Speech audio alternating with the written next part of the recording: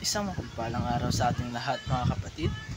Ako muli si Adrian Bernales ng Batch 3 at itong aking daily devotion.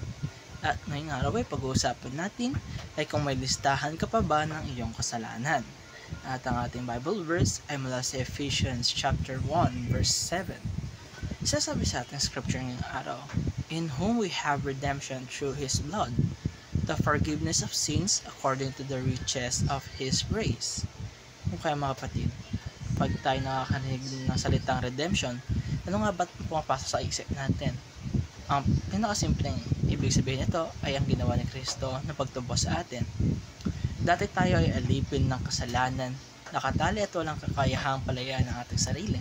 Pero dahil sa dugo ni Jesus na nabuo sa krus, pinili niya tayo pabalik at pinalaya mula sa kasalanan, kamatayan at kapangyarihan ng dyablo.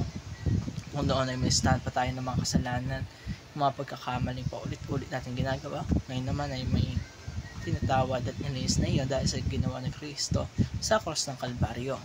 Hindi na nakabase sa kung gaano karami ang kasalanan natin, kundi sa kung gaano kalaki ang biyaya ng Diyos para sa atin. At ito naman ang ating mga mahalagang aral tungkol sa redemption mga kapatid. Unang-una ay redemption summarizes the entire Bible. Kung isipin natin mga kapatid, mula sa Genesis hanggang sa Revelation, ay umiikot ang kwento sa pagtubos ng Diyos sa tao. Sa Old Testament, ipinapakita na kailangan ng sakripisyo para sa kasalanan. Pero sa New Testament, ipinakita na ni Jesus mismo ang naging ganap na sakripisyo, kundi ang kanyang sakripisyo sa krus ng Kalbaryo. Kaya ang buong Biblia ay isang kwento ng pag-ibig at pagtubos ng Diyos para sa atin. Kalaway redemption shows the beauty of the cross.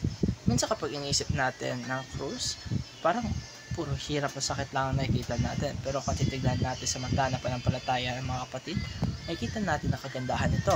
Kasi doon, ipinapakita ang pinakamadaling pag-ibig ng Diyos o pinakalaki ng pag-ibig ng Diyos. Doon natin nakikita kung gaano kahalaga ang bawat isa sa atin, kahit buhay ng kanyang anak na ibinigay niya para sa atin. Katatlo, your redemption shapes us into Christ-like character. Hindi lamang tayo tinubos na para lamang maligtas. Tinubos din tayo para mabago ang ating buhay. Ang dating puno ng galit ay natuto ng magpatawad. Ang dating lulong sa bisyo at natututo ng mamuhay ng malinis mga kapatid. Ang dating makasarili ay natuto ng magmahal at magbigay. Ibig sabihin naman ito, ang pagtubos ni Kristo ay may malaking epekto sa ating pagkatao.